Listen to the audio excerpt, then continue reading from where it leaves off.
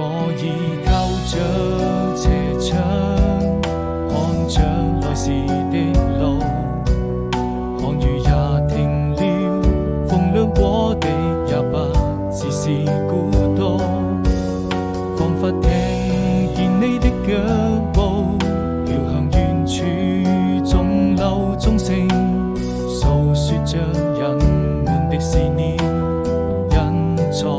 旅途，從那年夏天再一次踏上這條小路，走到哪裏你是否會把一切都好好記住，鬆開手，等每個一場鮮花在你身邊翩翩起舞，那是送給你生命中最真摯的祝福，我們